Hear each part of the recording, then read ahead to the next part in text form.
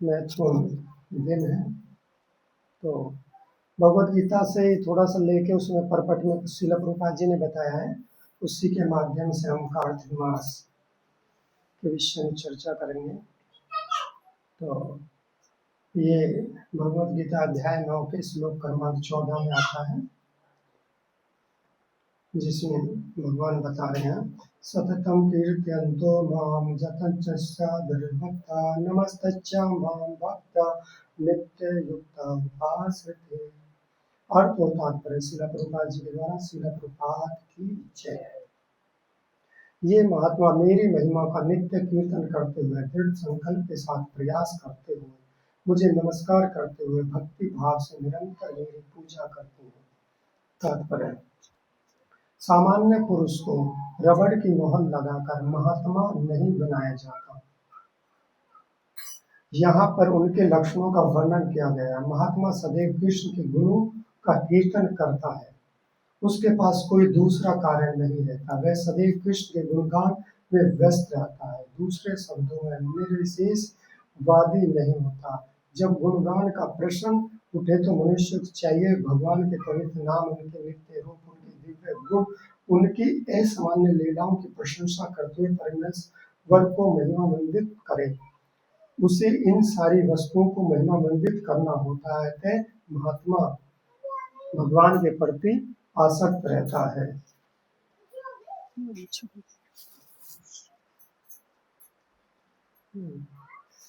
और आगे लास्ट में बता रहे हैं, ध्यान से सुनना। भक्ति के कुछ कार्य जिन्हें दृढ़व्रत कहा जाता है तथा प्रत्येक एकादशी को तथा भगवान के अभिवार उपवास करना, ये सारे विधि विधान महान आचार्यों द्वारा उन लोगों के लिए बनाए गए हैं जो दिव्य लोक में भगवान का सानिध्य प्राप्त करने के इच्छुक हैं। महात्मा जन इन विधि विधानों का दृढ़ता से पालन करते हुए फलते उनके लिए वांछित फल की प्राप्ति निश्चित रहती है, जैसा इस अध्याय के द्वितीय श्लोक में कहा गया है। तो चर्चा करने से पहले एक छोटी सी प्रार्थना हम करेंगे भगवान से, वैष्णवों से, कि वो हमें शक्ति प्रदान करें समझने के लिए, और मुझे शक्ति प्रदान करें कि मैं कुछ बता पाऊँ। तो छोटी सी प्रार्थना मंगलाचरण करके तो सभी दोहराएंगे। ओम अज्ञानतिर्मानवस्य ज्ञानाञ्जनशलाकया चक्षुरुन्मीलितं तस्मै श्रीगुरुवे नमः। श्रीचैतन्यमनोभीष्टं स्थापितं येन भूतले स्वयं रूपं तदा मह्यं ददाति स्वपदान्तिकं। वन्देऽहं श्रीगुरुं श्रीयुगपदकमलं श्रीगुरुं वैष्णवांश्च श्रीरूपं साग्रजातं शैवं रघुनाथं तं सजीवं सावधूतं सावधूतं परिजनसहितं कृष्णचैतन्यदेवं श्रीराधा कृष्णपादां शैवं ललिता श्रीविशाखान्वितं च।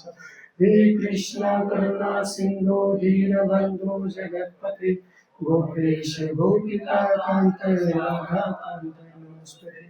तप्तकाञ्चन गौराङ्गी राधे वृन्दावनेश्वरी विश्वभानुसुते देवी प्रणमामि हरिप्रिये।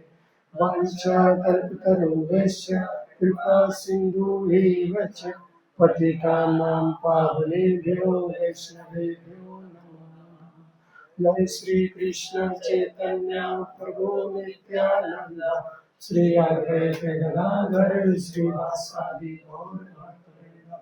हरे कृष्णा कृष्णा कृष्णा हरे हरे, हरे राम राम राम हरे हरे।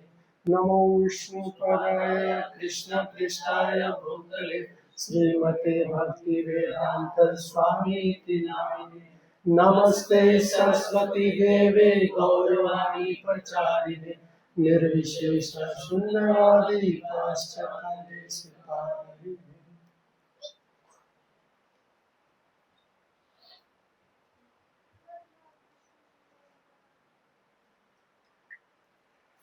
हरे कृष्ण। तो जैसा हम पढ़ रहे थे,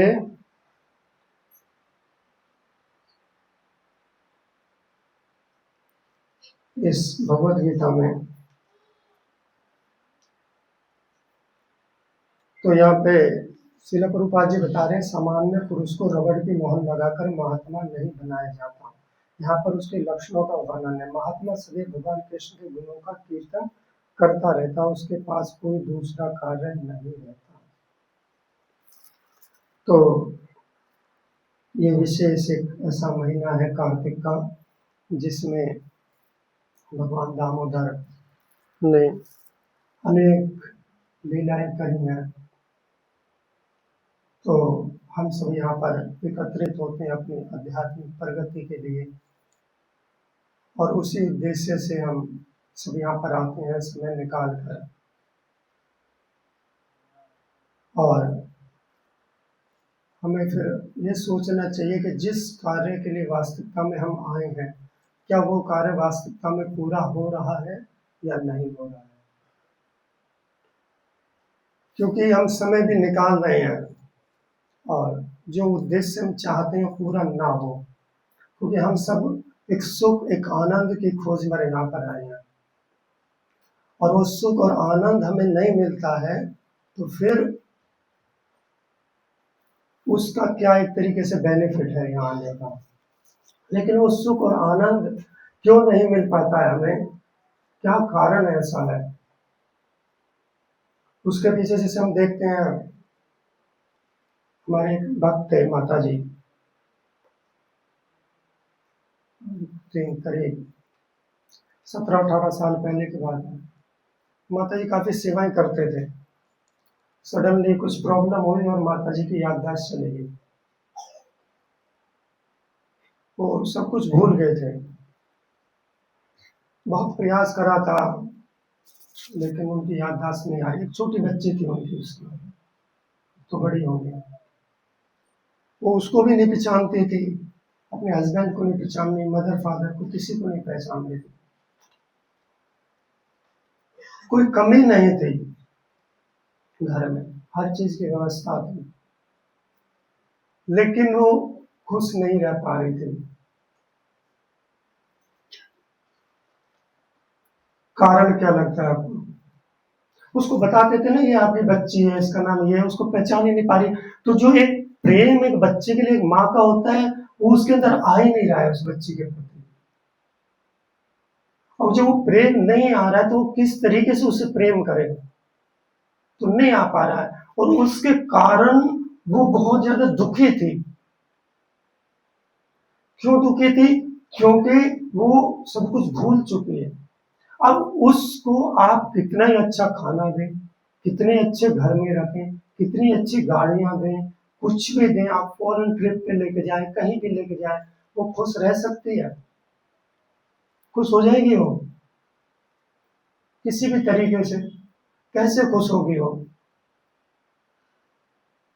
जब उसकी याददाश्त याद आ जाएगी कि तू कौन है, तेरी आइडेंटिटी क्या है, कहाँ से आई, ये कौन है, तो फिर क्या है, फिर प्रसन्नता आ जाएगी। तो उसी प्रकार से हम सब इस भौतिक जगत में आ गए, ठीक है। इस भौतिक जगत में आके हम अपनी आइडेंटिटी भूल चुके हैं कि हम कौन है, कहाँ से आए हैं। अब यहाँ पर आए हैं तो हमारा नाम रख दिया ABCD, ये है, ये आप ये आओ, ये हो, ये आपके मदर है, फादर है। तो हम प्रयास कर रहे हैं, शायद मैं इनमें खुश हो जाऊं, खुश हो जाऊं, खुश हो जाऊं, लेकिन खुशी और वो प्रसन्नता नहीं मिल पा रही है, क्योंकि हम वास्तविक अपने संबंध को भूल चुके हैं। जो हमारा वास्तविक संबंध उस भगवान से था, उस संबंध को भूल चुके हैं, और हम सोच रहे हैं कि चलो भूल गए तो कोई बात नहीं, शायद मैं खुश हो जाऊं यहाँ पर। तो हम निरंतर प्रयास करते चले जा रहे हैं, करते चले जा रहे हैं, करते चले जा रहे हैं, लेकिन हमें वो प्रसन्नता और सुख और आनंद की अनुभूति नहीं हो पा रही।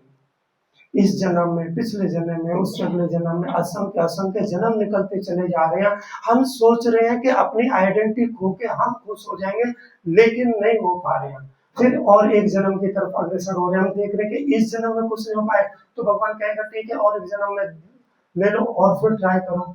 तो जब तक हम वास्तविकता में प्रसन्नता प्राप्त नहीं करेंगे, तब तक जन्म लेते रहेंगे, लेते रहेंगे, लेते रहेंगे, जब तक हमें अपना वास्तविक संबंध भगवान से पता नहीं लगेगा। तो हम सब यहाँ पे एकत्रित होने का वास्तविकता में उद्देश्य ये है कि हम ये जान लें कि हमारा जो संबंध है वो भगवान से है। जब हमें रियलाइजेशन हो जाएगा तब हम समझ पाएंगे। इसलिए भक्तिविनोद ठाकुर कहते हैं, जीवे रे है स्वरूप होए नित्य कृष्णदास, कर ले स्वीकार तो दुख नहीं हार। कि जब एक जीव आत्मा ये स्वीकार कर लेती है कि मैं भगवान का दास हूँ, मैं भगवान का सेवक हूँ, जिस दिन ये स्वीकार कर लेता है दुख नहीं यार, फिर उसके जीवन में दुख नहीं आता, फिर उसको दुख नहीं सताता है, क्योंकि वो जानता है कि मैं इनका नित्य दास हूँ। ऐसा नहीं है कि मैं अभी बना हूं, नित्य शाश्वत काल से, लेकिन हम उस दास्यता को छोड़कर स्वामित्व की भावना से इस भौतिक जगत में आ गए, और इस भौतिक जगत में आने के बाद हम क्या कर रहे हैं, वो झूठी प्रशंसा के पीछे भाग रहे हैं। तो हम ये संबंध जोड़ने का एक बहुत ही सुनहरा अवसर है। ऐसा नहीं है कि हम प्रयास नहीं कर रहे हैं, हम प्रयास नहीं कर रहे हैं, हम निरंतर प्रयास कर रहे हैं, निरंतर करते चले जा रहे हैं, करते चले जा रहे हैं, लेकिन वो प्रयास हमारे किसी ना कहीं किसी ना किसी रूप में छूटते चले जा रहे हैं। एक बार एक छोटी सी स्टोरी है। एक बार एक भक्त भक्त कह दो या एक कर्मी व्यक्ति था, वो काफी प्रॉब्लम में था और बहुत दरिद्र अवस्था में जीवन जी रहा था। तो उसने सोचा कैसे रिच हुआ जाए, कैसे अमीर हुआ जाए। तो उसने देखा अमीर होने के या रिच होने के क्या क्या कारण है, कहाँ से होते हैं, कैसे करते हैं। तो एक लाइब्रेरी में वो गया, वहां पे किताबें ढूंढ रहा था। तो वहां पे जैसे वो गया तो उसको पता लगा एक लाइब्रेरी है, लेकिन उस लाइब्रेरी में आग लग चुकी है, सारी पुस्तकें जल गई है, लेकिन एक पुस्तक है बच गई थी।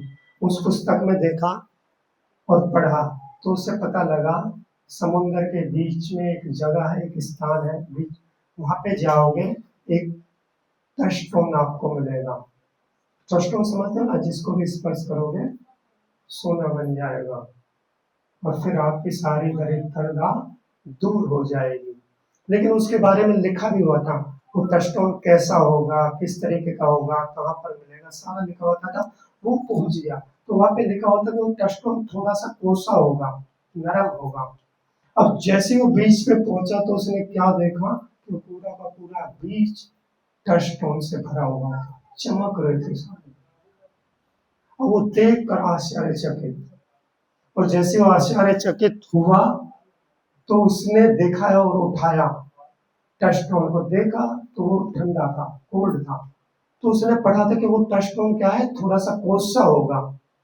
तो उसने फिर दूसरा उठाया, वो भी ठंडा था, तीसरा उठाया, वो भी ठंडा था। तो ऐसे उठाने लगा, फिर उसको युक्ति समझ में आई कि वो यहीं पर है, और मैं उठा के इनको यहीं रखता रहूंगा तो फिर क्या होगा, दोबारा फिर मैं उसी को उठा लूंगा।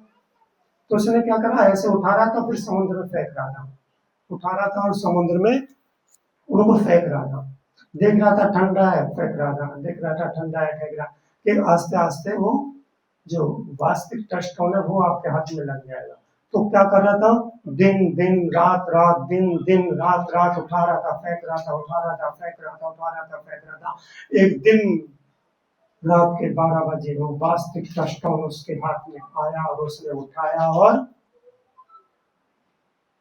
समुद्र में फेंक दिया। क्यों? क्योंकि वो हैबिचुअल हो चुका था, उठाना और फेंकना, उठाना और फेंकना, उठाना और फेंकना।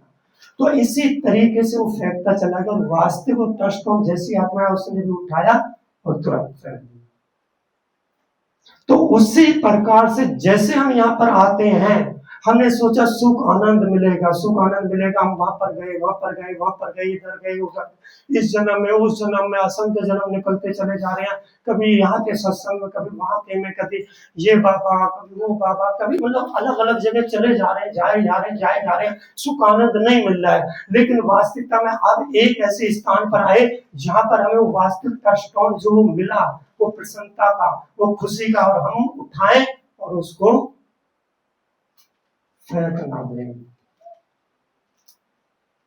तो आज सब आप यहाँ पे आए हो, ऐसे स्थान पर आए हो जहां पर आपको वास्तविक वो टचस्टोन ऐसा जो आपको प्रसन्नता लौटा सकता है वो मिल गया। आप अज्ञानता में उसको पकड़ के इस तरीके से मत कर देना। क्योंकि हम इसी के हैबिचुअल हो चुके हैं। क्योंकि कोई भी चीज, मैं एक चीज की आपको गारंटी दे सकता हूं कि आप सब जो यहाँ पर आ रहे हो, शायद जो नए नए आ रहे हैं, कुछ समय से आ रहे हैं, शायद उनको इस चीज का रियलाइजेशन अब ना हो कि उनके हाथ में क्या चीज लग चुकी है। लेकिन कुछ समय बाद, कुछ वर्षों बाद आप वास्तविकता में इस चीज का रियलाइजेशन करोगे कि वास्तविक जो कृष्ण प्रेम जिसके पीछे में अनंत काल से अनंत ब्रह्मांडों में भ्रमण करता चला आ रहा था, वो आज वास्तविकता में मेरे हाथ में लगा है। ये रियलाइजेशन हो सकता है अभी आपको ना हो, लेकिन हो या ना हो, बस आप लगे रहे, आते रहे, एक दिन आपको इस चीज का रियलाइजेशन हो जाएगा। तो हम सब यहाँ इसीलिए आए हैं कि कभी भी, श्रील प्रभुपाद जी कहते थे कि प्रॉब्लम ये नहीं है कि कितने आ रहे हैं, प्रॉब्लम ये है कि कितने जा रहे हैं।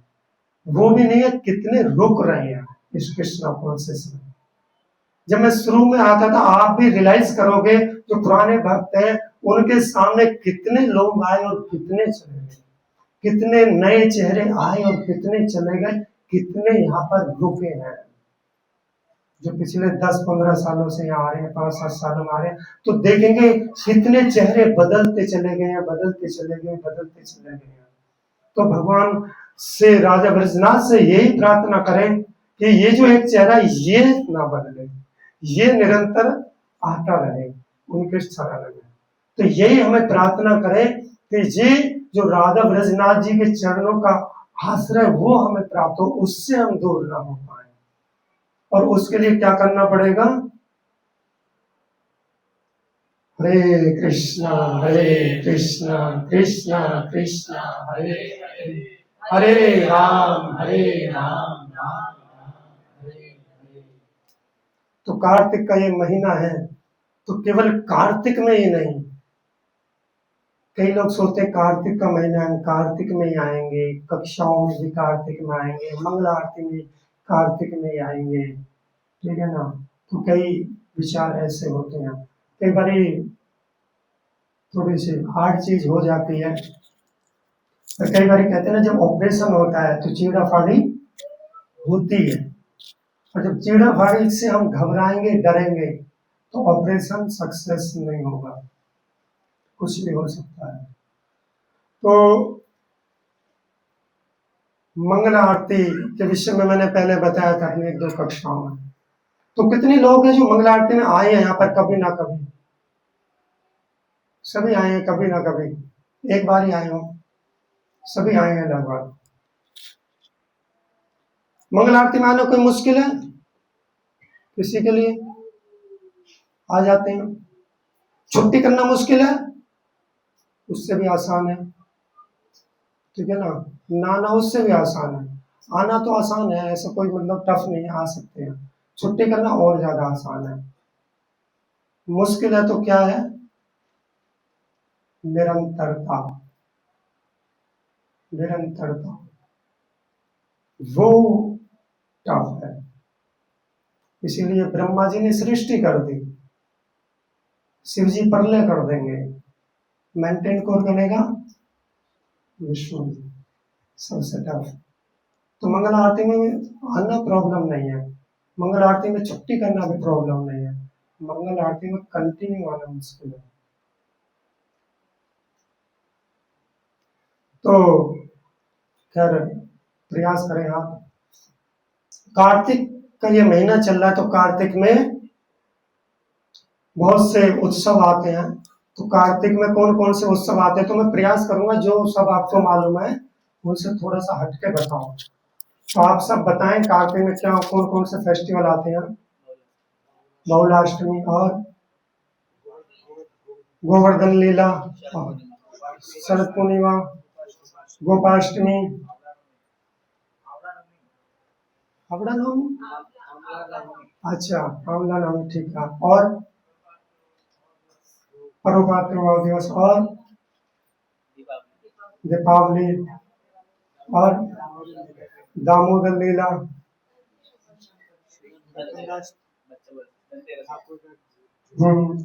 प्रभाव तिथि, गौर किशोरदास बाबा जी महाराज, और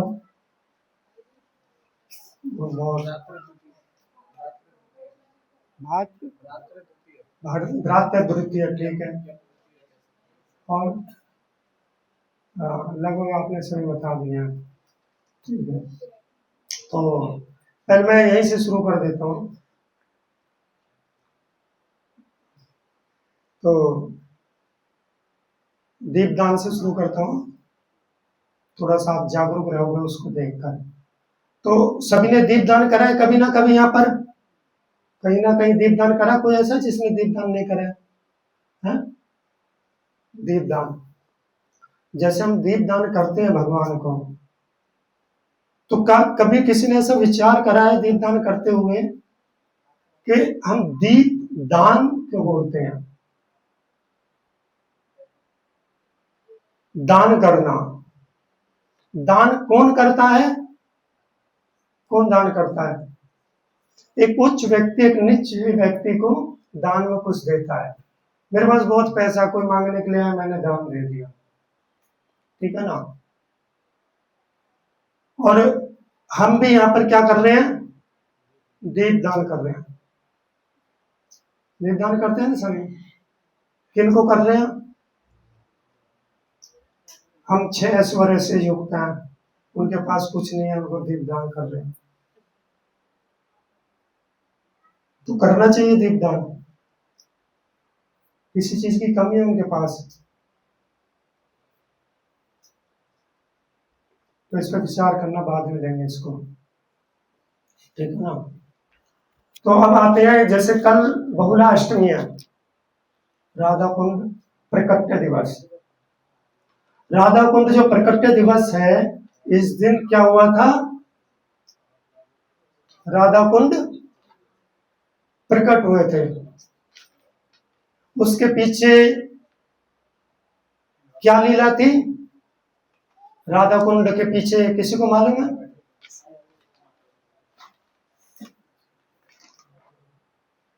राधा कुंड के पीछे एक लीला हुई थी।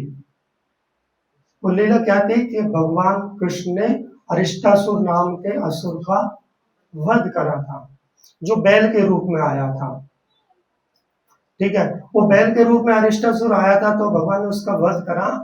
तो वहां पे राधा रानी ने कहा कि तुमने गोवंश का वध कराया है, तुम स्पर्श योग्य नहीं हो, तो तुम पहले शुद्ध होगे तो आपको स्पर्श कर सकते हैं, तो तुम अस्पर्श से हो। तो फिर भगवान ने क्या करा था, वहां पे सारे तीर्थों को 68,000 तीर्थों को वहां पे बुलाया और वहां पर श्याम कुंड बनाया, और उसमें फिर भगवान ने स्नान करा के अब तो शुद्ध हो गया हूं मैं, और वहां पे श्याम कुंड प्रकट हुआ, और फिर राधा रानी ने यह राधा कुंड प्रकट करा। तो ये जो लीला हुई थी, ये लीला हुई थी चैत्र मास में, लेकिन बहुला अष्टमी सेलिब्रेट करते हैं कब? कार्तिक में।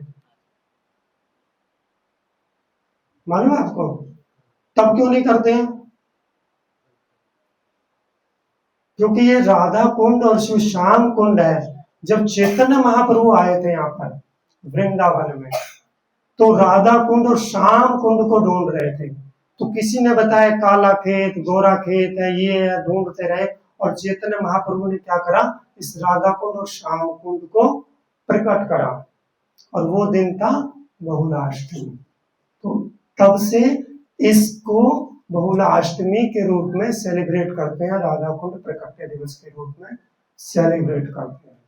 वास्तविकता यदि, और इसके बारे में वृंदावन दास ठाकुर ने चैतन्य भागवतों में बताया कि किस प्रकार से चैतन्य महाप्रभु ने प्रकट करा है, मतलब वही हो गया, उधर वो एक ही है ना, चैतन्य महाप्रभु और कृष्ण, तो प्रकट उन्होंने करा था आगे दोबारा, तो इसलिए तब से इसको हम सेलिब्रेट करते हैं राधा कुंड को। तो ये राधा कुंड की पहली लीला थी। तो कल का जो दिन है, और राधा कुंड के विषय में बताया गया कि बहुला अष्टमी वाले दिन किसी भी प्रकार से जो कोई भी, किसी भी प्रकार से जो कोई राधा कुंड के संपर्क में आता है, राधा कुंड का दर्शन करता है, राधा कुंड का जल छिड़कता है, वो निश्चित रूप से भगवान का पार्षद बनेगा। ये राधा कुंड की महिमा है।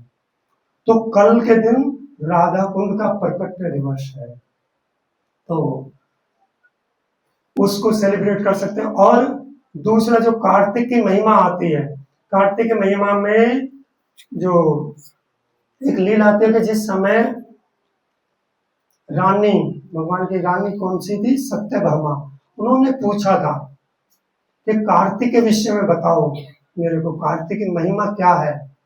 तो कार्तिक की महिमा बताते हुए भगवान पहले मुस्कुराए और हंसे सत्यभामा की तरफ, कह रहे आप जानना चाहते हो कार्तिक की महिमा, कह रहे हाँ।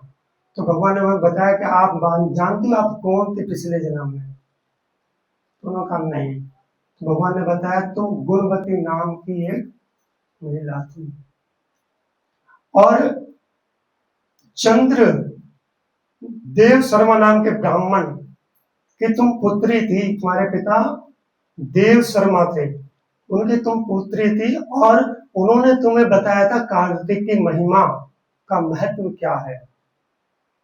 और उनका विवाह चंद्र से हुआ था, और उनके पिता ने उनसे कहा था कभी भी कुछ हो तो कार्तिक महात्म्य और कार्तिक का पालन आप अवश्य करना।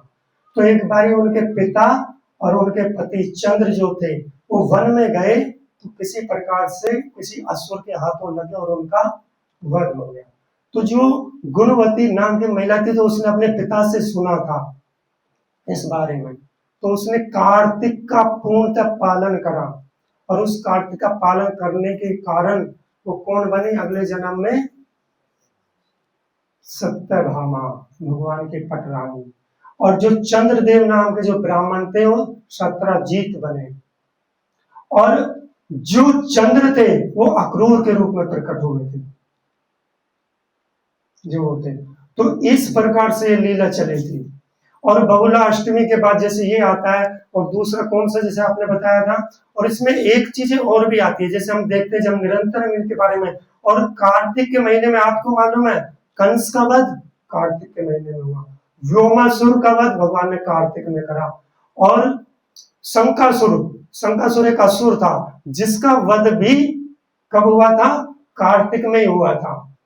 और कार्तिक व्योमासुर जो शंकासुर का जो नाम आपने सुना होगा शायद किसी ने, शंकासुर नाम एक बहुत बड़ा असुर था, तो उसने क्या काम करा था, सब वेद शास्त्रों को ले गया था और पूरा आतंक मचा दिया था। तो फिर क्या हुआ, सारे देवता मिलकर भगवान के पास गए और भगवान को उठाया, और उठाया कौन सा, ये उठावनी जो एकादशी आती है ना, जो लास्ट वाली एकादशी है कार्तिक की, देवउठनी एकादशी भी बोलते हैं उसको, और प्रबोधनी एकादशी भी बोलते हैं।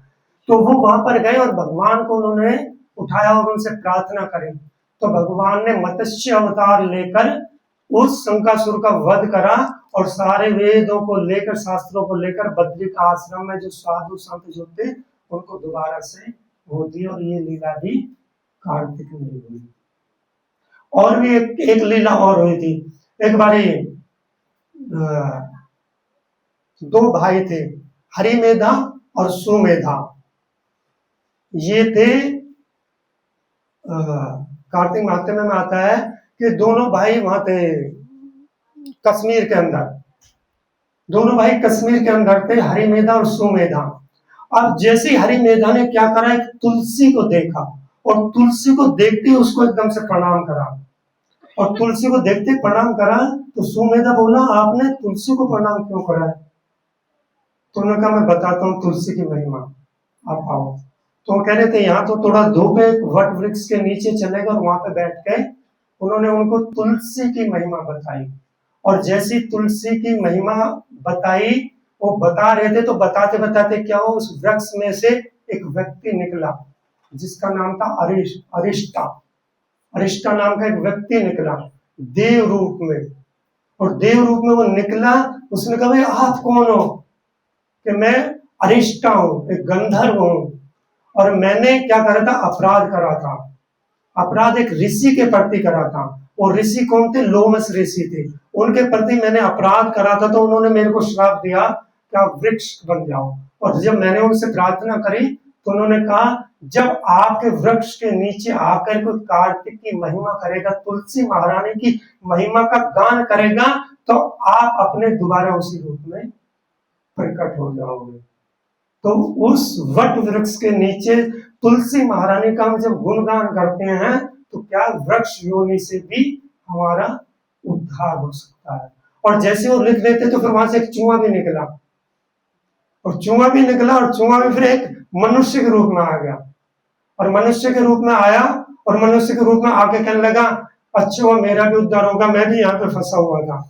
कह रहे आपको क्या हुआ? कह रहे थे मैंने अपने गुरु के प्रति अपराध करा था। तो गुरु ने कहा दिया, जैसे पहले भी आपने स्टोरी सुनी होगी ना, पुनः मुसिका भवा, दोबारा उसमें चले जाओ।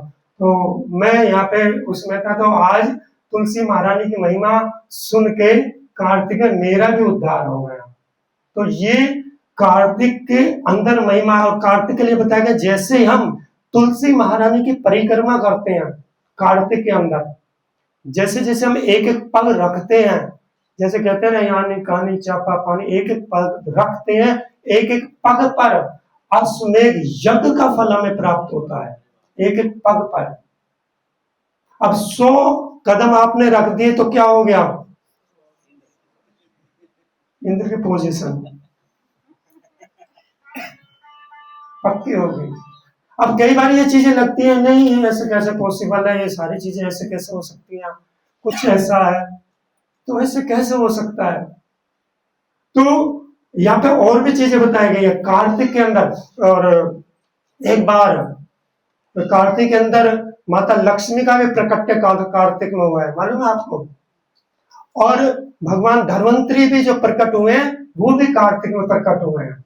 जिस समय भगवान धन्वंतरी प्रकट हुए थे और उन्होंने देखा कि असुर और देवों ने कितना कठिन परिश्रम करा है, और देखते हुए जैसे उन्होंने देखा तो धन्वंतरी भगवान की आंखों से आंसू टपका, और उनके हाथ में जो वो अमृत कलश था उसमें वो एक बूंद आंसू की गई, और जैसे वो आंसू की बूंद गई और वहां से तुलसी का एक वृक्ष आया, और तुलसी में जो औषधीय गुण आते हैं वो वहां से आते हैं, भगवान धन्वंतरी की कृपा से।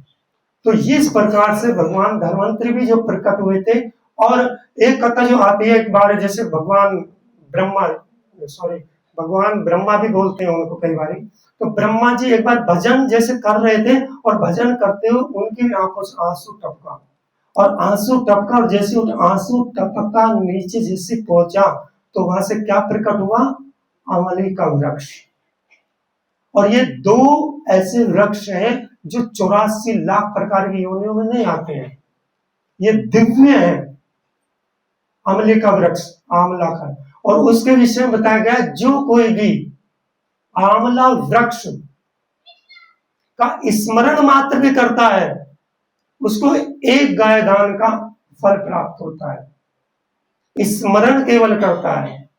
और जो कोई अमल के वृक्ष का देखता है उसको 2 गाय दान का फल प्राप्त होता है। और जो कोई अमल का वृक्ष का की परिक्रमा करता है उसकी सारी भौतिक इच्छाएं खत्म हो जाती हैं और आध्यात्मिक इच्छाएं पूरी हो जाती हैं। इसलिए बहुत से ऐसे भक्त हैं अमलिका वृक्ष की परिक्रमा करते हैं। अभी जो भक्त गए होंगे कुछ घर वहां पे देखे होंगे, बहुत वो थे आंवले के वृक्ष वहां पे मिले होंगे, तो ब्रह्मा जी की कृपा से ऐसी जगह है। और अभी वृंदावन में कई भक्त वहां बैठ के जप भी करते हैं। तो ये अमली का जो वृक्ष था ये भी कार्तिक के मास में ही प्रकट हुए थे, और ये 84 लाख योनियों में नहीं आते हैं, ये दिव्य है। तो इन सबका सानिध्य, एक बारी भगवान राम के गुरु कौन थे? वशिष्ठ मुनि और विश्वामित्र मुनि। एक बार विश्वामित्र मुनि क्या कर रहे थे, एक पेड़ के नीचे कार्तिक की महत्व बता रहे थे, कार्तिक का महत्व क्या है और बता रहे थे। और कार्तिक का महत्व बताते बताते उन्होंने क्या देखा, वहां से भी एक व्यक्ति निकला, और वो व्यक्ति निकला वो भी एक श्राप के कारण था, एक श्राप जैसे उसको लगा था, तो उसका भी उद्धार हुआ। तो विश्वामित्र मुनि कह रहे हैं, अरे कार्तिक की ऐसी महिमा मैंने बताना ही शुरू करा और उसका उद्धार हो गया। और एक धर्म धर्म करके एक व्यक्ति थे और वो दक्षिण भारत में थे, वो नाम ध्यान नहीं आ रहा, दक्षिण भारत में थे। तो ब्राह्मण थे और कार्तिक के महीने में वो जा रहे थे और जाते जाते उनको क्या मिला, एक प्रेत आत्मा मिली, एक डायन जैसी मिलती है। और जैसे वो कार्तिक में करके जा रहे थे तो वो एकदम से घबरा गए, और जैसे वो घबराए गए तो उनके हाथ में क्या था, तुलसी जल था, और तुलसी जल की कुछ बूंदे उस प्रेत आत्मा के ऊपर जैसी गिरी, और प्रेत आत्मा के ऊपर गिरी तो वो प्रेत आत्मा ने क्या करा था, वो अपने उस रूप में आ गई, एक सुंदर रूप में प्रकट हो गई। और सुंदर रूप में प्रकट होने के बाद उसने उसको धन्यवाद दिया, और उसने बताया कि पूछा कि आप कौन हो, तो उसने बताया मेरा नाम कलहवती था पिछले जन्म में। क्या नाम था? कलावती नहीं, कलहवती। कलहवती क्यों था कि मैं हमेशा कलह करती रहती थी, अपने पति को दुख देती थी, उसके साथ कलेश करती रहती थी हमेशा। तो मेरा पति धर्मात्मा था, तो उसने क्या करा, मेरा त्याग कर दिया फिर बाद में, और मैंने फिर सुसाइड कर लिया, और मैं इस असुर योनि में आ गई, सॉरी इस प्रेत आत्मा की योनि में आ गई। तो अब आपने मेरे को ऊपर कृपा करी है, तो मेरे को कृपा करें। तो उसने क्या करा, जो धर्मध्वज नाम के जो ब्राह्मण थे, उन्होंने क्या करा, जो कार्तिक मास में, अभी ये भी आपको एक फैसिलिटीज मिल रही है यहाँ पे, मैं बता रहा हूँ, शास्त्रिक प्रमाण है।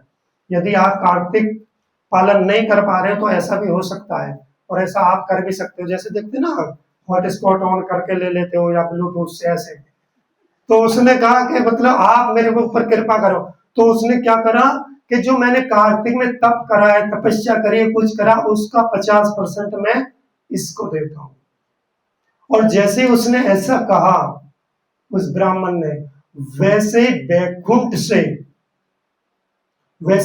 से विमान आया और उसको, कलहवती को, उसमें बिठा के वो ले गया। और इसी के विषय में आता है, जो विश्वामित्र मुनि थे, जैसे उन्होंने उसके ऊपर वो करा, तो जो वहां पर जो निकल के आया, चूहे के रूप में निकल के आया, और एक मनुष्य के रूप में जो आया था वो था चंद्रदेव। और चंद्रदेव उसने आके कहा कि मैं कार्तिक की महिमा को काल्पनिक समझता था, मैं इसमें विश्वास नहीं करता था, और जिसके कारण मेरे को इस वृक्ष के अंदर उस चूहे की योनि में आना पड़ा।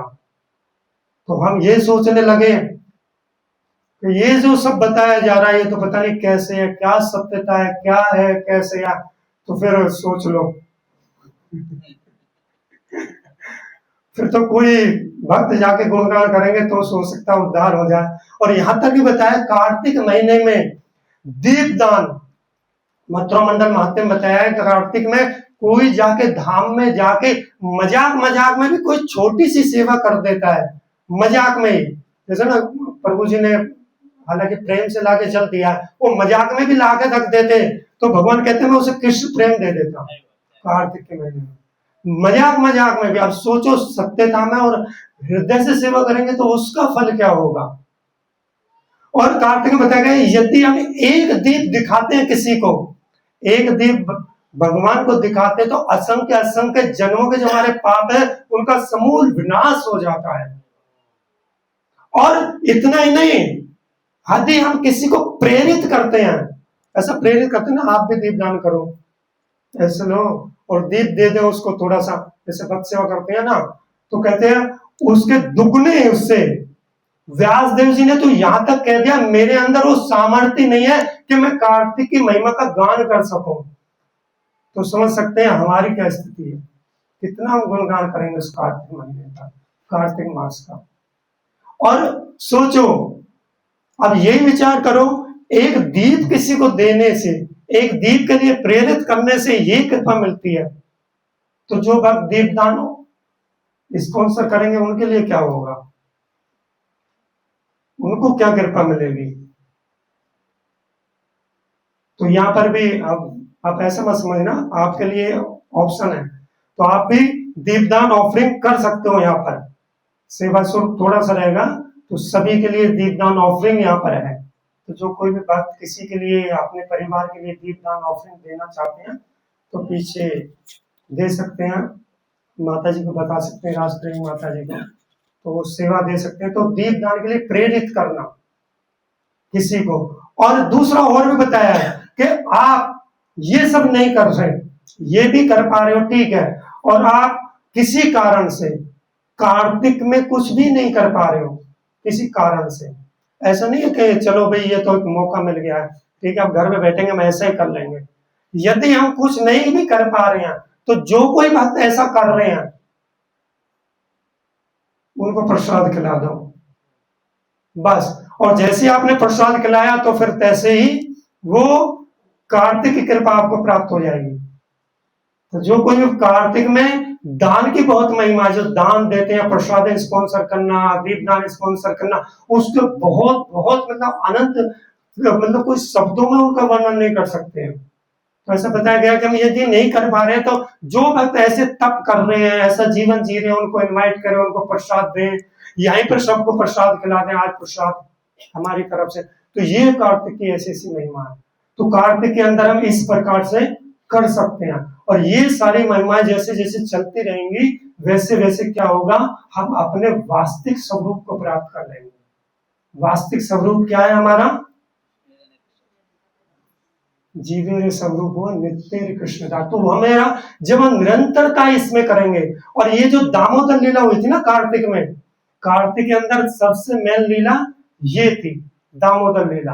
तो इतनी सारी लीलाएं हुई थी, तो कार्तिक में इस दामोदर लीला को ही इतना ज्यादा क्यों बताया जाता है? भगवान दामोदर को ही इतना ज्यादा, सब जगह देखो भगवान दामोदर दामोदर दामोदर दामोदर दामोदर, यही भगवान ने तो इतनी लीलाएं करी हैं, बहुत सी ऐसी लीलाएं, लेकिन दामोदर की लीलाएं क्यों? क्या लगता है आपको? किसी के पास आंसर है इसका? दामोदर लीलाएं क्यों करी? कार्तिक मास में हुई थी। और मेरा क्वेश्चन दूसरा है, कार्तिक में तो बहुत सी लीलाएं हुई थी, लेकिन कार्तिक में यशोदा दामोदर की लीलाओं को ही इतना महत्व क्यों दिया जाता है? बाकी लीलाओं को दिया जाता है, लेकिन सबसे ज्यादा रोज सुबह शाम यशोदा दामोदर, जय यशोदा दामोदर, जय राधा दामोदर, हो ही चलता रहता, हो ही चलता रहता, हो ही चलता रहता। तो सुखदेव गोस्वामी पाद कहते हैं, जिस समय ये लीला शुरू हुई थी, सुखदेव गोस्वामी कहते हैं एक बार की बात है।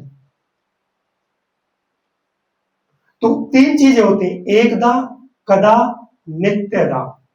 एकदा एक बार, कदा कभी कभी, नित्यदा होती रहती है, होती रहती है, होती रहती है।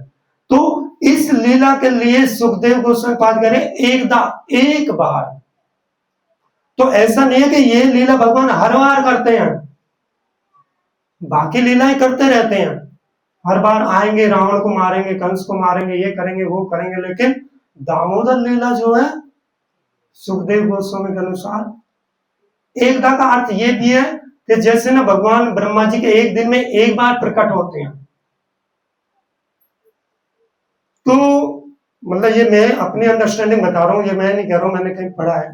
तो ऐसा है कि ब्रह्मा जी की पूरी लाइफ में भगवान एक बार ये दामोदर लीला करते हो, इसलिए एकदा कह के जो है सुखदेव गोस्वामी ने शायद इसको संबोधन दिया है। तो ये लीला इसीलिए हुई है कि भगवान हर बार आते हैं, अनेक लीलाएं करते हैं, लेकिन ये दामोदर लीला इतनी मधुर है, इतनी मधुर है कि भगवान कहते हैं ना वो एक बार है, वो मैं बार बार नहीं करूं, लेकिन इस लीला का गुणगान करते करते करते करते बार बार उस लीला को अपने सामने कर सकते हो। कई बार ऐसा भी होता है ना, कोई चीज बहुत अधिक मात्रा में मिल जाती है तो उसकी वैल्यू खत्म भी हो जाती है। तो भगवान कहते मैं इस लीला को बार बार करूंगा तो भक्त फिर कहाँ बार बार यहाँ पे बैठ के कीर्तन करेंगे, तो मैं एक बार ही करता हूँ तो फिर इस पे फोकस रहेगा सबका। तो ये दामोदर लीला भगवान दामोदर ने करी थी। और जैसे हम कार्तिक में आते हैं तो जो दीपदान का विषय में हम करते हैं, तो जो चीजें हैं, अब मैं ये सोच रहा था कि गीता के बारे में बता के कार्तिक के विषय में और कुछ मंगल आरती से रिलेटेड कुछ सेवाएं जैसे रहती हैं उन पर चर्चा करना। पर अब जब भक्ति मार्ग में हम आते हैं तो जैसे हमारे जीवन में अनेक बाधाएं भी आती हैं। ऐसा नहीं है कि इतना सिंपल है। जैसे यहाँ पे भी भक्त समाज आता है, हर किसी को कुछ ना कुछ प्रॉब्लम है, किसी को घर से, परिवार से, कभी कई प्रॉब्लम यहाँ से भी हो जाती हैं। उसने ऐसा बोल दिया, उसने ऐसा बोल दिया। अभी पीछे मेरे को एक भक्त ने मतलब स्पष्ट ही आके बताया कि प्रभु जी कि वास्तविकता में, जैसे मैं लास्ट टाइम जैसे कह रहा था कि जब हम यहाँ पर आते हैं तो हम ये विचार करें कि हम किसी पर्सन विशेष की प्रसन्नता के लिए नहीं आ रहे। यहाँ पर हम किसकी प्रसन्नता के लिए आ रहे हैं? राधा ब्रजनाथ जी की प्रसन्नता के लिए। तो जब हम ऐसा विचार करेंगे तो कोई चीज हमें डिगा नहीं पाएगी। तो एक भक्त ने फिर उस कक्षा के बाद मेरे को आके कहा कि प्रभु जी मैं जैसे आ रहा था तो मेरे को थोड़ा सा ऐसा लग रहा था, मैं विचार कर रहा था यार आना नहीं है यहाँ पर, ये कैसे व्यवहार करते हैं, वो ऐसे बोल देते हैं, वो इसने ऐसे कह दिया, उसने ऐसे कह दिया। यहाँ पर भी भौतिक जगत की तरह चीजें होती हैं। तो कह रहे मैंने प्लानिंग कर ली थी कि मैं अब आगे से नहीं आऊंगा, लेकिन आज जब मैंने सुना तो फिर वास्तविकता में पता लगा कि नहीं, मैं यहाँ पर उनकी खुशी के लिए थोड़ी आ रहा हूँ। वो बुरा माने अच्छा माने, मैं तो भगवान की प्रसन्नता के लिए आ रहा हूँ और सच्चे भाव से आ रहा हूँ। तो फिर मैं इन सब चीजों को छोड़ दूं, तो मेरा इन पर कोई उद्देश्य नहीं। तो कई भक्त आते हैं, अनेक प्रकार से आते हैं और अपने चीजें चलाते, तो हमें यहाँ पर आके उन सब चीजों को छोड़ के वो ही देखना चाहिए कि मैं यहाँ पे भगवान की प्रसन्नता के लिए आ रहा हूँ। और जब हम इस भावना से आएंगे, इस तरीके से तो आएंगे, तो फिर हमें उद्विग्न नहीं हो पाएगा, हम निरंतर उस चीज को कर पाएंगे। जैसे जब दीपदान की बात आती है तो मैंने पूछा था शुरू में, हम सब दीपदान क्यों करते हैं? दीपदान करना चाहिए नहीं करना चाहिए? ठीक है ना, क्वेश्चन क्या था उसमें है? हाँ, यस, करना चाहिए। भगवान को दान दे सकते हैं हम।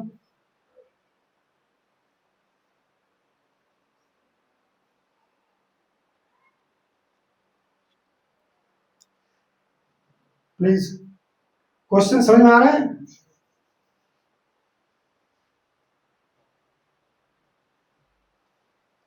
दीपदान करना चाहिए या नहीं करना चाहिए? करना चाहिए। शास्त्रों में दिया है तो करना ही चाहिए। लेकिन अब क्वेश्चन तो ये है कि दान हम कैसे कर सकते हैं भगवान को। तो कई आचार्यों ने, भक्तों ने इस पे बड़े अच्छे से कमेंट्स दिए। मेरी कई बार मैं जब विचार करता हूं तो मैं क्वेश्चन जैसे करता हूं कई भक्तों से। तो दीपदान जब हम करते हैं, जो दान होता है वो पुण्य के लिए करा जाता है, और भक्त पुण्य के लिए नहीं दिखाते हैं। पहला तो ये था। और जो दीपदान जो होता है, जब हम दान करते हैं, हाँ मैं और पीछे बता रहा था कि कार्तिक के महीने में लीला हुई थी। कौन सी लीला? बलि वामन लीला भी जो हुई थी वो कार्तिक के महीने में हुई थी। तो जो दीपदान होता है कार्तिक के महीने में, जब बलि का सब कुछ हर लिया था, 3 पग भूमि मांगी थी, तो पहले पग में क्या दिया? सारा भौतिक जगह। दूसरे में सारा ऊपर के लोग सारे नाप दिए, कोई सब नहीं रहा। और तीसरा कदम कहां रखा? स्वर के ऊपर। तो बलि महाराज ने क्या कहा था वहां पर? क्या बोला था कि सबसे कीमती यदि कुछ है तो दान से बड़ा दान दाता है, मैं देने वाला हूं ना। तो अब अभी तो मैं हूं, तो आप मेरे ऊपर, सर के ऊपर कदम रखते हैं, आप मेरे को भी हक लीजिए। तो फिर वो क्या करा? वो दान दिया बलि महाराज ने। तो उसी प्रकार से जब हम दीप दिखाते हैं तो जो हमें दान देना है वो क्या देना? वो अपना मिथ्या अहंकार देना है, वो अपनी शाश्वतता देनी है, अपनी स्वतंत्रता देनी है, जो हमें रंचमात स्वतंत्रता मिली है अपनी, कि मैं ये हूं, मैं वो हूं, मैं वो हूं, तो भगवान से कहो कि यही मेरे पास है, आप इसको ले लीजिए और मैं पूर्णतः आपके समर्पित हो पाऊं। फिर जब आप ले लेंगे, जब ये मेरा मिथ्या अहंकार, ये मेरी मैं की भावना चली जाएगी, तो मैं आपके समर्पित हो पाऊंगा। एक कारण ये बताते हैं। और दूसरा कारण बताते हैं कि जो भक्त होते हैं वो क्या करते हैं, भगवान को दीप अर्पण करते हैं। बोलते दीप दान, लेकिन करते अर्पण है, समर्पण की भावना से समर्पण को अर्पण करते हैं। उसी प्रकार से जो वो दीप दान जो है वो समर्पण होता है उनका। हमारा क्या है, दीप दान होता है, लेकिन उनका दीप समर्पण होता है, अपना समर्पण भगवान को वो अर्पण करते हैं, हम दान करते हैं। तो जब हम दीप दान करते हैं तो इस भावना से हम दीप दान करें कि मैं अपना समर्पण कर रहा हूं, और जब समर्पण कर रहा हूं तो फिर हम ये सोच लेना चाहिए कि अब मेरा कुछ नहीं है, अब मैं जो कुछ भी है वो राधा ब्रजनाथ जी का है, मेरी अपनी कोई स्वेच्छा नहीं है, अब मैं बिक चुका हूं। जब हमने सब कुछ दे दिया तो मैं फिर क्या हो गया, फिर इनका नित्य दास हो गया। तो ये जो भौतिक जगत के लोग हैं, जो नई अवस्था में आते हैं, तो बोला जाता है कि आप दीप दान करो, दीप दान करोगे तो आपको ये ब्लेसिंग मिलेंगी, आपका ये होगा, आपकी इच्छाएं पूरी होंगी। लेकिन जैसे जैसे वो भक्ति में बढ़ता जाता है तो वो समझ जाता है कि इस दीप दान के माध्यम से मेरे को समर्पण करना है उनके प्रति, तो इस समर्पण की भावना से हमने दीप दान करना है। तो ये लीला जिस प्रकार से हुई थी, उस लीला में यही चीजें आती हैं। और जैसे हम इस भक्ति में आते हैं तो इस प्रभुपाद जी ने इसका नाम दिया था कृष्ण कॉन्शियस, कृष्ण भावना भावित। तो जब यहाँ में आते हैं तो हमें ये देखना चाहिए कि हम वास्तविकता में कृष्ण कॉन्शियस है या नहीं है। कृष्ण कॉन्शियस कैसे, जिससे हम यहाँ पर आते हैं, मंगला आरती में आते हैं, कक्षाओं में आते हैं, हर चीज में आते हैं। एक भक्त क्या होता है, वो सदैव कॉन्शियस रहता है, जागरूक रहता है हर अवस्था में। वो ऐसा नहीं विचार करता कि चलो ठीक है चल रहा है, वो हर क्षण जागरूक रहता है, वो हर चीज को समझता है, वो हर चीज में सुधार करने का प्रयास करता है। जैसे अभी मंगला आरती में आते हैं, कई भक्त हैं वो त्रुटियां सभी करते रहते हैं, मैंने भी बहुत त्रुटियां करी हैं, लेकिन भक्तों के माध्यम से और उनकी कृपा के माध्यम से आस्ते आस्ते वो अनर्थ और त्रुटियां खत्म होती चली जा रही हैं, ठीक है ना। अब जब हम कॉन्शियस रहकर इस भावना में रहेंगे तो भगवत कृपा प्राप्त होगी। हम कॉन्शियस नहीं रहेंगे तो क्या होगा, फिर चीजें नहीं हो पाएंगी। जैसे ना मैंने पूछा था, अभी मंगला आरती में जो जो भक्त आते हैं, मंगला आरती गुरुवाष्टम का 8वां श्लोक कौन सा है, किसी को मालूम है? हाँ पूरा पूरा बताओ। हाँ, और कोई कौन सा है, बोल के घबराओ मत। कौन सा श्लोक है जो इन्होंने बोला है?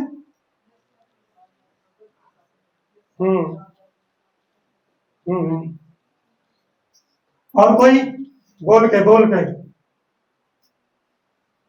के ये गुणगान है, गुणगान कर सकते हो। जब बोलते ना यस्य प्रसादा भगवत प्रसादो यश्या प्रसादा न गति कुतो, तो मैक्सिमम मैं भी शुरू में जब बोलता था तो एक भक्त ने मेरे को टोका और स्पेशल बताया, कहते जब मंगला आरती का ये श्लोक बोलते हैं या पीछे उच्चारण करते हैं तो मैक्सिमम भक्त इसमें त्रुटि करते हैं, और त्रुटि के कारण क्या होता है कि एक प्रकार से हम अपोजिट दिशा में चले जाते हैं, अपोजिट एकदम से।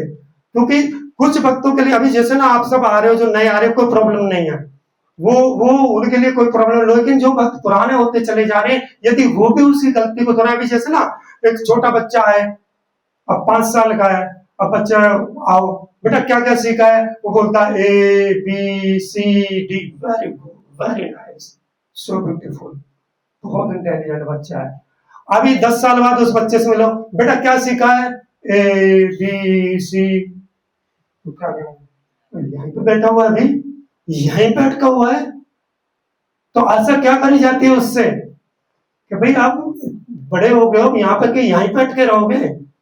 तो ये चीजें कैसे होगी कि हम उस चीज को जहां पर आए नए कोई त्रुटियां कर रहे, ठीक है, लेकिन यदि हम बढ़ते चले जा रहे हैं और उसमें त्रुटियां कर रहे हैं तो फिर वो त्रुटियां नहीं है, फिर तो मूर्ख कहेंगे। आप छोटे बच्चों को अप्रिशिएट करेंगे। अभी कोई भक्त आता है मंगला आरती बोल रहा है, नरसिंह आरती बोल रहा है, नमो दर्शन, ठीक है, कोई बात नहीं, के बाद त्रुटियां हो जाती हैं, ठीक है, अभी प्रयास कर रहा है, सीख जाएगा। लेकिन हमें इसके लिए कौन से, जब हम बोलते हैं ना यस्य प्रसादा भगवत प्रसादो, तो यस्या प्रसादा है, आ का डंडा है पीछे, यस्या मतलब यस्य गुरु की कृपा, यस्य प्रसादा भगवत प्रसादो, यस्या प्रसादा ना गति कुतोपि, यस्या के गुरु की कृपा नहीं होगी तो फिर कुछ होने वाला नहीं है। लेकिन हम क्या करते हैं, या तो यस्या के साथ भी आका डंडा लगाते हैं, यस्य प्रसादा भगवत प्रसादो यस्या प्रसादा ना गति, या फिर दोनों में नहीं लगाते हैं, यस्य प्रसादा भगवत प्रसादो यस्य प्रसादा ना गति कुतोपि। तो ये यहाँ पे क्या है, एकदम से विपरीत जा रहा है कि गुरु की कृपा के बिना कुछ नहीं हो सकता और गुरु के साथ भी कुछ नहीं हो सकता। ये हम कह रहे हैं एक तरीके से, यस्य ही हम बोलेंगे तो इसलिए यस्य के साथ आ का डंडा होना चाहिए, यश्या प्रसादा ना गति कुतोपि। तो मैक्सिमम भक्त जब बोलते उच्चारण करते हैं तो ये छोटी छोटी चीज है, लेकिन यही मैं कह रहा हूं जो भक्त कॉन्शियस होते हैं वो उस तरीके से बोलते हैं। जैसे हमारी माता जी बता रहे थे कि हम गुरु बोलते हैं, गुरु वंदे गुरु, वंदे गुरु है, वो एक गुरु के लिए अनेक गुरु के लिए पूरी परंपरा के लिए संबोधन होता है। तो इसी प्रकार से ये रहता है, तो ये कॉन्शियस रहती है एक भक्त की, वो जब सेवा में रहता है हर क्षण कॉन्शियस रहता है, वो ऐसा नहीं है छोटी छोटी चीजों पे। अभी कई बार जैसे मैं मंदिर में जब मैं फर्स्ट टाइम मंगल आरती में गया तो मैं देख रहा था जो पुजारी वो नजर ही नहीं आ रहा मेरे को। अब मैं देख रहा हूँ, मैं कह रहा हूँ आरती चल रही है, बोल भी रहे पुजारी कहाँ है। फिर थोड़ा साइड में जाकर देखा तो इधर से बैठ के वो वर्शिप कर रहे थे साइड से, थोड़ा सा राधा पाठ सरते में हो जाएगा ना तो वहां से कई बार नजर ही नहीं आता, थोड़ा सा आप साइड इस साइड से हो गए तो नजर आ जाएगा। तो मैं कह रहा पुजारी तो कोई है ही नहीं आता। तो फिर मैं देख रहा था पुजारी ऐसे है, उस साइड में खड़े हुए थे। तो ये कुछ चीजें ऐसी है जिसके लिए हमें कॉन्शियस रहना चाहिए। जैसे हम वर्शिप करते हैं, वर्शिप करते हैं भगवान की, जो उस सेवा में रहते हैं तो उनको ध्यान रखना चाहिए। तो जैसे हम लैंप ऑफरिंग करते हैं या पुष्प ऑफर करते हैं, कई चीजें करते हैं। तो मैं मंदिर में देखता हूँ जैसे बात होती है जब हम पुष्प ऑफर करते हैं तो क्या होता है, कई बार एकदम बीच में खड़े हो जाते हैं, ठीक है ना, वो बहुत बहुत देर खड़े रहते हैं और फिर अपना कर रहे हैं। लेकिन हम भूल जाते हैं कि हमारा बैग प्रभुपाद जी को हो रहा है, पीछे भक्त भी हैं, तो हम वहां पे सेवक हैं, दास हैं। तो हम क्या कर रहे हैं, भक्तों में के बीच में बाधा बन रहे हैं। तो मैं देख रहा था मंदिर में जो पुजारी होते हैं वो एकदम साइड से फूल और ऑफर करेंगे और फिर उस साइड में जाके ऑफर करेंगे, ऐसे नहीं बीच में खड़े होकर ऑफर करते हैं। तो ये ऑफरिंग की हुआ, कई माताएं वो भारी भरकम शरीर है उनके लिए इतना पॉसिबल नहीं है, लेकिन जितना भी पॉसिबल हो उतना उस तरीके से हम करें। क्योंकि जैसे हम ऑफरिंग कर रहे हैं हम दास्य भाव में भगवान की सेवा कर रहे हैं, और हमें क्या करना चाहिए, पीछे देखना चाहिए कि भक्त हैं, प्रभुपाद जी हैं और हैं। एक बार प्रभुपाद जी जब कीर्तन कर रहे थे तो प्रभुपाद जी ने कहा कि साइड हो जाओ, आपको नजर नहीं आ रहा है नारद जी खड़े हुए आरती में, ये प्रभुपाद जी कह रहे हैं। तो ऐसा नहीं है कि जब यहाँ पे आते हैं हम आरती कर रहे हैं यहाँ पे तो मैं ही खड़ा हूं, कोई बात नहीं, ठीक है देखे जाओ। तो हमें देखना चाहिए यहाँ पर सभी देवी देवता भक्तगण अप्रकट रूप में यहाँ पर हैं। जिस समय भगवान का गुणगान होता है उस समय वो सब यहाँ पे प्रकट रहते हैं, वो हमें नजर नहीं आ रहे हैं। हमारे इन मांस के टुकड़ों को क्या नजर आएंगे, उनको प्रभुपाद जी जैसे शुद्ध भक्त ही दर्शन कर सकते हैं उनके। तो हमको दर्शन नहीं आते तो हम क्या करते हैं, खड़े रहेंगे, ऐसे कर रहे हैं, इत्र दिखा रहे तो इस तरीके से दिखा रहे। तो ये एक भक्त रहता है वो कॉन्शियस रहता है इन सब चीजों के लिए, छोटी छोटी चीजों के लिए कॉन्शियस रहता है। मैं कहाँ खड़ा हूँ, मैं कैसे खड़ा हूँ, किस भक्त के पास खड़ा हूँ, मैं इसे बोलना चाहिए नहीं बोलना चाहिए, कैसे मैं बोल रहा हूँ, किसी भक्त से बीच में मंगला आरती में बोल रहा हूँ, कई बातें करने लगे। तो ये सारी क्या है, एक कॉन्शियस हमें डेवलप करनी है। और ये चीजें कॉन्शियस रहते हुए जब भक्ति में आगे बढ़ेंगे तो हम क्या करेंगे, निरंतरता आ सकती है, उस शुद्धिकरण के मार्ग में हम चलेंगे। तो क्या करना हमें, इस कार्तिक के महीने के जो महात्म्य है उस महात्म्य के अनुसार हमें क्या करना है, ये सब कार्य तो करने हैं, साथ ही साथ हमें इस कृष्ण कॉन्शियस को भी आगे अपने को बढ़ाना। और जब कैसे बढ़ेगी वो, कैसे बढ़ेगी, हरे कृष्णा कृष्णा कृष्णा हरे हरे, हरे राम राम राम हरे हरे। तो इसी प्रकार से बढ़ेगी वो कृष्ण कॉन्शियस हमारी। जब चैतन्य महाप्रभु जगन्नाथ जी के दर्शन कर रहे थे तो एक लेडीज आई और चैतन्य महाप्रभु के ऊपर चढ़ गई, और जो चैतन्य महाप्रभु के सेवक थे उन्होंने उनको डांटा, कहां चढ़ रहे हो? और चैतन्य महाप्रभु कहते हैं कि तुमने इनको डांटा क्यों है? मेरे को इतनी उत्सुकता नहीं है भगवान का दर्शन करने की जितनी उत्सुकता इनको है, तो आप इनको दर्शन करने दो। तो ये एक भक्ति भावना रहती है, वो हमेशा चाहता कि आप करो। एक बार मैं वृंदावन मंदिर में था तो मैं देख रहा था कि भीड़ बहुत थी, तो मैं देख रहा था साइड में भक्ति रस स्वामी स्वयं महाराज एकदम साइड में खड़े हो गए, भाई आप करो, तुलसी की परिक्रमा हो रही थी तो वो फिर साइड हो गए, पहले आप करो। तो ये भक्ति भावनाएं रहती है कि आप करो, कोई बात नहीं। तो कितने मेरे को लगता है कि कितने कॉन्शियस हैं। तो जब हम ऐसी कॉन्शियस में रहेंगे, ऐसी चेतना में रहेंगे, तो हम अध्यात्म प्रगति कर पाएंगे। वरना तो भक्तिनाथ महाराज ने कहा है कि जैसे पूरी रात नाव चलाई लेकिन वहां के वहीं, क्यों? क्योंकि वो लंगर नहीं खोला जो उसमें बांध थे ना नाव के अंदर। पूरी रात वो सोच रहे हैं कि ठीक है भाई हम तो आगे बढ़ गए, अब तो पार कर लिया होगा, लेकिन सुबह देखा तो वहां के वहीं है।